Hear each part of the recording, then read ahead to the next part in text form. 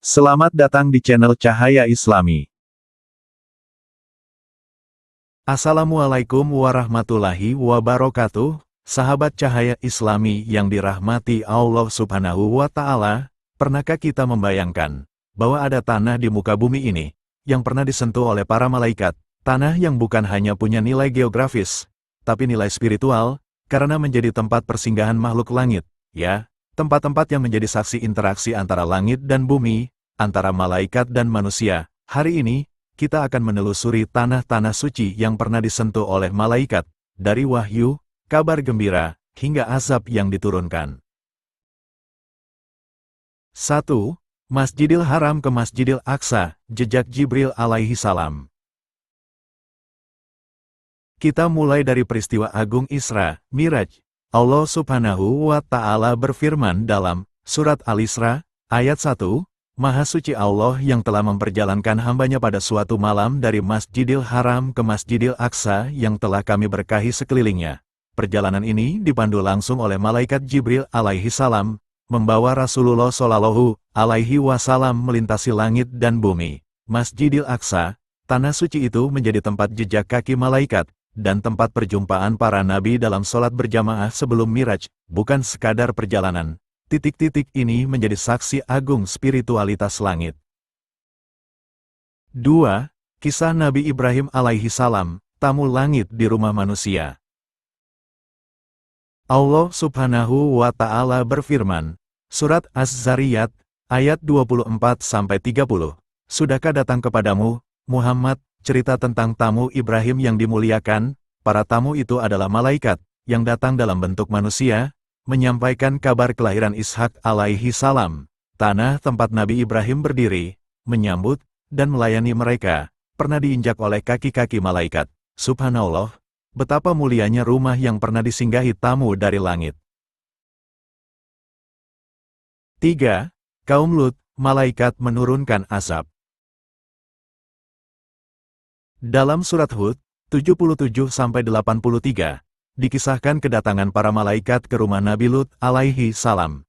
Dan ketika datang utusan kami, malaikat, kepada Lut, tanah itu, pernah dihinggapi oleh malaikat, lalu menjadi saksi diturunkannya azab yang dahsyat. Surat Hud, 82, maka kami jadikan bagian atas kota itu terbalik dan kami hujani dengan batu dari tanah yang terbakar. Tempat yang pernah disentuh malaikat, bisa menjadi sumber berkah, atau tanda peringatan azab bagi manusia yang melampaui batas. 4. Majelis Zikir, malaikat mencari tanah yang hidup dengan iman. Dalam hadits yang diriwayatkan oleh Bukhari dan Muslim, Rasulullah Shallallahu alaihi wasallam bersabda, sesungguhnya Allah memiliki malaikat-malaikat yang berkeliling di bumi mencari majelis zikir. Ketika mereka menemukannya, mereka duduk dan menaunginya dengan sayap-sayap mereka. Artinya, bukan hanya tempat-tempat bersejarah, tapi setiap tempat di mana ada zikir, ada ilmu, ada pengingat akan Allah, akan dicatat dan disaksikan oleh para malaikat. Bayangkan, rumahmu, masjid di kampungmu, bahkan tikar kecil tempatmu bersujud, bisa menjadi tanah yang disentuh malaikat, jika di atasnya ada zikir dan ilmu.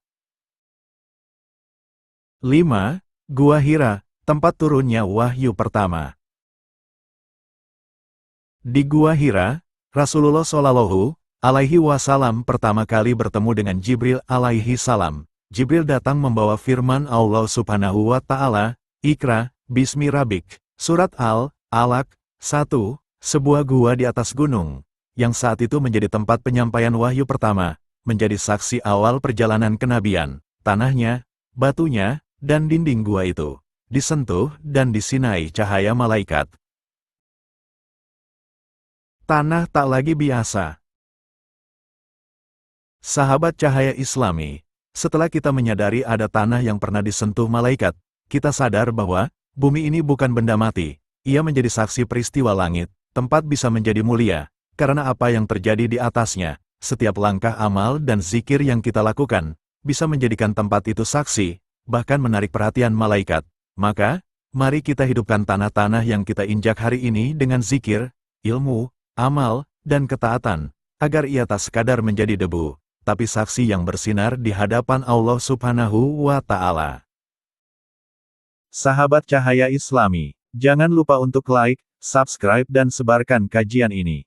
Insya Allah, kita lanjut di seri selanjutnya. Wassalamualaikum warahmatullahi wabarakatuh.